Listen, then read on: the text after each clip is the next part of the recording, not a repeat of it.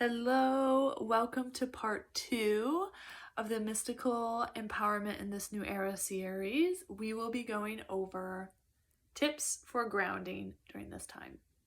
So there are many different tips out there. I'm sure if you did a quick Google search about grounding stones and, like chakra work to do, but I'm going to go over some maybe less talked about ones. I will start off, so I'm going to go over 5. And I will start off with saying that groundedness is not necessarily this concept, because I know I've struggled with the concept of groundedness. Like, does it mean that I'm just like a tree and I just stand there and like I'm not moving? So like, to adjust if you have this issue like I have had, like that groundedness is like stagnation, that groundedness is heaviness, that groundedness is non-movement, or constriction. That's not necessarily positive traits of groundedness. Groundedness is more presence. Groundedness is really like trust and acceptance. So I'm going to move into, yes, of course, we're drawing energy down and really pretty much out of the mental space. So I'll go over with you first. Number 1 is and we will talk about the root chakra because it's so important, safety. If you're feeling ungrounded because you're not feeling safe, that is number 1 to address, okay? So not feeling safe. If you actually are in an unsafe situation, you have to consult with yourself and see that if you are in an unsafe situation for you, then making arrangements to the best of your ability, whatever that looks like for you to get into a safe situation. If you are in a safe living situation or situation at that present moment, then you can start to work with mantra. So really the energy, what we're going to want to be drawing in is the energy of safety. So just by simply spending 5 minutes in front of the mirror, and if you don't have a mirror, that's okay. You can do this just in meditation, closing your eyes and just repeating, I am safe.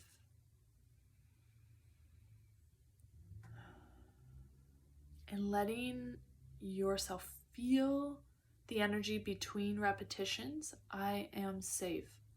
Breathe, feel the energy, feel that vibration. I am safe. So what you'll be doing is really creating a frequency around you to calm your nervous system and let you know that you are safe. It is okay to start grounding back into the body.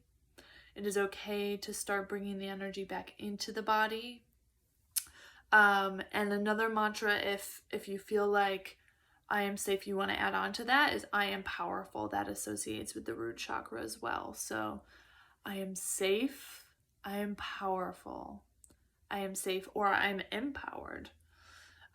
So those are really great foundational things to start doing if you're feeling very ungrounded and really like, okay, I can't even begin to start anywhere. Just start with those mantras, and that feeling of just being safe will provide a really great foundation for grounding. Number 2 is the idea of micro progression, which is a really cool idea. I was listening to, he was a personal trainer and talking about how really it's the small things that really add up, and it's sustainable in that way. And I think that when we are also ungrounded, we tend to like be completely overwhelmed by the whole scenario rather than present, rather than accepting, rather than trusting. We are just like, so feeling so out of control and overwhelmed. So the idea of micro progression is like really laying down the foundations, like little bit by little bit. So what can you focus on micro today What can you commit to doing today and tomorrow and the next day? And then in a week, see where that has gone for you. So just breaking things up in terms of bite size will be really helpful in terms of regrounding the energy, bringing the mental energy back into the body. You can handle this. You can manage it. Number 3 is dancing.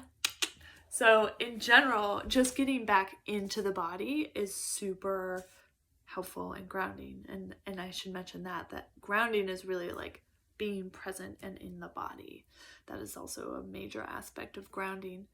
And so dancing specifically to like rap, hip hop, anything that has this deep drop, bass, beats, like that will activate the lower chakras and really like move the energy down to those chakras and down into the earth, from up here down into the earth. And that's, dancing does that. Dancing moves a lot of energy.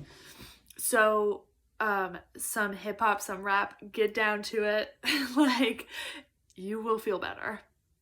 Also, side note on that one, if you also have a song or some songs that you have fond memories with, so like from your past that you remember with your best friend when you were 17 driving, somewhere, and you would just like scream and sing this song in the car, like, and that always brings you back to a happy, like joyful, expansive time. Those songs are also going to be your medicine. So go back and find those songs. They're going to be so helpful and grounding, and just like they bring up this trail of not just nostalgia, but more the fact that you have lived all of this life and you have experienced viscerally joy and groundedness before. You have experienced connection before. And to remind yourself of that through music is super powerful. So hip hop, rap, old songs that you love. Number 4 is, I love to do this exercise. So it's basically just child's pose. So if you don't know what child's pose is, you just bend over on your knees and you put your head to the floor, and your arms can be out or they can be to the side. And the most important thing is that your forehead and your third eye is touching the ground.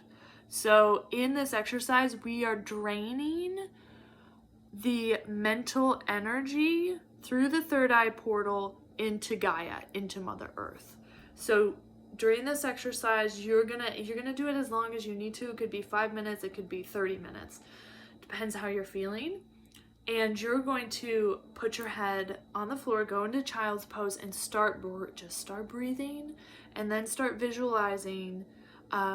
What I like to visualize is actually tar or black stuff, like seeping out of my third eye, out of my head, out of my brain, and being redistributed into the earth. And then once kind of all of this stuff, and maybe it feels frenetic and like red to you or pink or something else, like whatever it feels like, you can visualize in whatever way, but allow that energy to pour out of you into Mother Earth. And once you feel that that's complete, then you can start drawing in on your breathing from Mother Earth. So you're going to start drawing in the energy of the earth, which is grounded, which is nourishing, which is solid, which is, Gaia.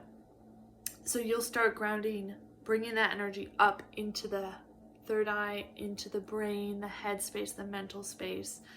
And once you feel satisfied there, come up, give a bow, thank Gaia. And that exercise always makes me feel a lot better. And then number 5 is sacred meals. So food helps us ground, brings us back into our body, activates the lower chakras for digestion. And making your meals, like I've been noticing this definitely recently, like I'm eating very quickly. and not paying attention to my meals, and then I don't feel satisfied and I don't feel grounded.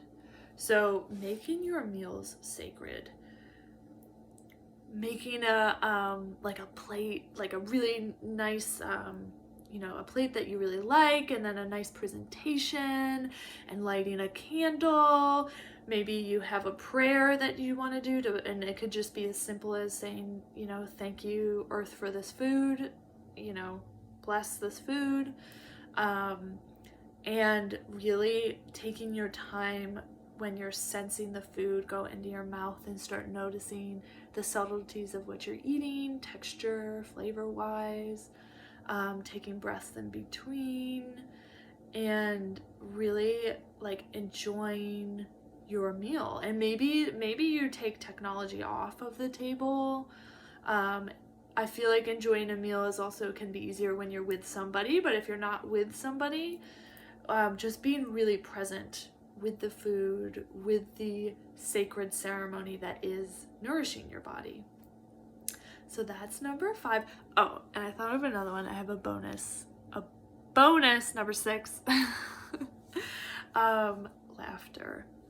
So if I'm feeling ungrounded, also, again, it's a lot of energy up here, I will go onto YouTube and find something funny and just bring that sense of connectedness back into my body, that sense of humanness, that sense of release and relief. And humor is just so amazing, like it is so grounding.